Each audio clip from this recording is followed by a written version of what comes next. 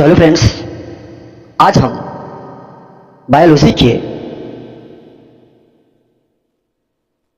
उस पॉइंट की बात करने जा रहे हैं जो मानव के अंत संरचना भाग से जुड़ा हुआ है और यह 12th के बायोलॉजी से एक महत्वपूर्ण टॉपिक उठाया गया हुआ है। तो आप वीडियो कर भगा कर ना देखिएगा, ठीक है ना। चलिए हम टॉपिक पे चर्चा करेंगे। ये जो टॉपिक है ये मानव स्पर्म से रिलेटेड टॉपिक है। मानव स्पर्म से रिलेटेड टॉपिक, जैसे कि हम लोग कहना चाहते हैं से जब कोई स्त्री एवं पुरुष उसके संयोग में आता है या उस दोनों का संपर्क होता है और उस दोनों के संपर्क में या उस दोनों के मिलन से जो उत्पन्न होता है जनन का, उसी से रिलेटेड इसमें बताया गया है, ठीक है ना। तो सबसे पहले स्पर्म, यह स्पर्म का चित्र है। क्या है? यह स्पर्म का चित्र है जो आप देख रहे हैं और स्पर्म से रिलेटेड क्या दिया गया हुआ है इसकी चर्चा हम लोग करेंगे इस वीडियो में। तो आइए हम देखते हैं। कह रहा है इसमें जो साफ साफ दिख रहा होगा आप लोगों को, पहले इसकी शॉट मार लीजिए, फिर लाइन बाय लाइन पॉइंट पर पॉइंट हम आपको समझाएंगे। मार लिए स्क्रीनशॉट। चलिए आइए बोर्ड पर। सबसे पहले इसमें जो दिया हुआ है शुक्राणु, और यह शुक्राणु कहां पाया जाता है? तो मनुष्य के नर के किसमें? नर में। मादा में नहीं पाया जाता है, मादा में अंडाणु पाया जाता है। क्या पाया जाता है? अंडाणु। ये जो दिख रहा है आपको शुक्राणु को अंग्रेजी शब्द में क्या बोला जाता है? स्पर्म बोला जाता है। जो इसकी उत्पत्ति है ना ग्रीक भाषा के शब्द से हुआ है जिसका मतलब होता है स्पर्मा। इसका मतलब क्या होता है? स्पर्मा। और जिसका अर्थ हम लोग कह सकते हैं या हम लोग कहते हैं से बीज बोलते हैं। मतलब मनुष्य के मतलब शुक्राणु से जो गाढ़ा द्रव निकलता है उसी को बोलते हैं बीज या स्पर्म। क्या बोलते हैं? बीज या स्पर्म बोलते हैं। अब देखना ये है ये किस शब्द का लिया गया भाषा है? तो ग्रीक का। किस शब्द का? ग्रीक का। अब जो शुक्राणु है वह देखेंगे किस में पाया जाता है? तो शुक्राणु पुरुष के वीर्य में मौजूद होता है।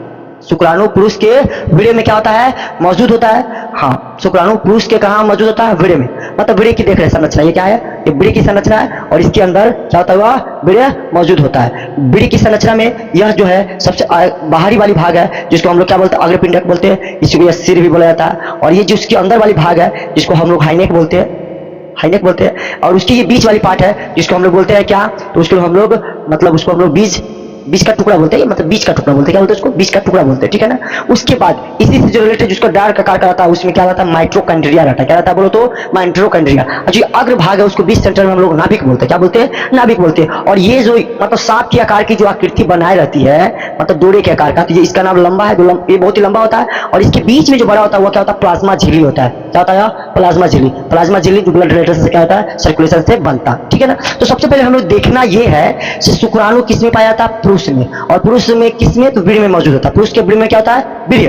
क्या होता है? पुरुष के वीर्य में क्या होता है? मौजूद होता है। शुक्राणु स्पर्म का उत्पादन किसके द्वारा होता है? वृषण को टेस्टिकल में होता है। मतलब वृषण के टेस्टिकल में क्या होता है? वह मौजूद होता है। कौन? स्पर्म। इसमें मनुष्य के शुक्राणु में। उसके बाद मनुष्य के शुक्राणु के बाद हम लोग देखेंगे शुक्राणु महिलाओं के अंडे के साथ क्या करती है? निषेचित होकर एक बच्चा पैदा करने के लिए वह क्या होती है? कारगर सिद्ध होती है। अब जैसे कि देखना यह है शुक्राणु है ना, यह महिला के अंडाणु के साथ, शुक्राणु किसके साथ? महिला के अंडाणु के साथ निषेचित करती है। मतलब फर्टिलाइजेशन करती है। और फर्टिलाइजेशन करने के साथ मतलब वह क्या करती है? बच्चा उत्पन्न करती है, ठीक है। उसके बाद हम लोग देखेंगे शुक्राणु की जीवन जो आयु होती है ना वह गर्भाशय में 3 से 5 दिन का ही होता है। मतलब कहने का मतलब है शुक्राणु की जो जीवन आयु काल होता है ना वह 3 से 5 दिनों तक होता है, ठीक है ना। उसके बाद हम लोग देखेंगे जो मानव में ये शुक्राणु है या मानव में जो स्पर्म बनता है ना, स्पर्म यह 3 प्रकार के होते हैं। उसी स्पर्म को बताया गया है कि मानव में 3 प्रकार के मतलब स्पर्म लाइसिन मतलब एंजाइम पाए जाते हैं जो 3 प्रकार के हैं। पहला नंबर हाइरोनिडेस एंजाइम, दूसरा नंबर प्रोएक्रोसिन एंजाइम और तीसरा नंबर कोरोना पेनेट्रिंग एंजाइम। ये 3 प्रकार के एंजाइम होते हैं जो मनुष्य के मानव के स्पर्म के द्वारा बनते हैं, ठीक है ना। उसके बाद आप लोग अच्छा से इस चित्र को देख चुके होंगे, देख लिए। उसके बाद देखिए जो इसमें दिया गया है जो बताया गया है सो स्पर्म जो है ना स्पर्म ऑटोग्रेनेसिस से स्पर्श करके यह क्या करती है, बनाने की प्रक्रिया कहलाती है, जिसको हम लोग स्पर्म कहते हैं। स्पर्म किसके द्वारा बनाती है, तो स्पर्म ऑटोग्रेनेसिस के द्वारा बनाती है। स्पर्म ऑटोग्रेनेसिस के संपर्क में आती है और उसके मिलन से वह क्या बनती है, मतलब स्पर्म बनता है, ठीक है ना। उसके बाद देखना है WHO, मतलब कहने का मतलब वर्ल्ड हेल्थ ऑर्गेनाइजेशन के अनुसार एक सीमेन समझते हैं ना, हाँ उसी सीमेन की बात कर रहा है। एक सीमेन के सैंपल में 40% सक्रिय शुक्राणु होता है। मतलब कहने का मतलब है WHO के अनुसार एक सीमेन में मात्र जो सैंपल होता है ना, वह 40% शुक्राणु को क्या करता है, सक्रिय होना चाहिए। 40% अगर शुक्राणु सक्रिय होगा तब जाके मतलब शिशु को क्या कर सकता है, वह जन्म दे सकता है, ठीक है ना, या कह सकते हैं अंडाणु को विकसित बना सकता है, ठीक है। उसके बाद हम देखते हैं इसकी गति कितनी होनी चाहिए। तो मान लीजिए जो शुक्राणु होती है, वह शुक्राणु में स्पर्म की गति 25 म्यू मीटर पर सेकेंड होता है, ठीक है ना।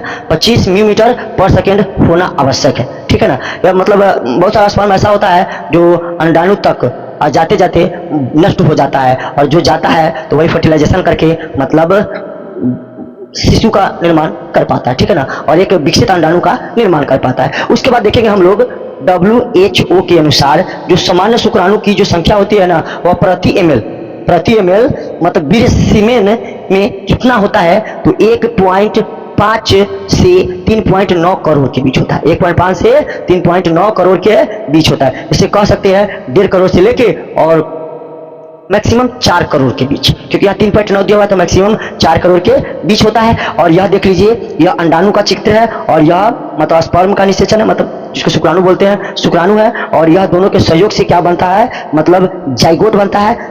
इस दोनों के सहयोग मतलब इस दोनों के मिलन से क्या बनता है, जाइगोट बनता है, ठीक है ना। अब जैसे कि कहने का मतलब है, ये फर्टिलाइजेशन हुआ, जब यह दोनों एक दूसरे के संपर्क में आता है, निषेचन की क्रिया होती है, तब क्या बनता है, जाइगोट बनता है, ठीक है ना। तो आई होप हम आशा करते हैं से जो यह बायोलॉजी का मतलब सवाल मतलब पॉइंट है, वो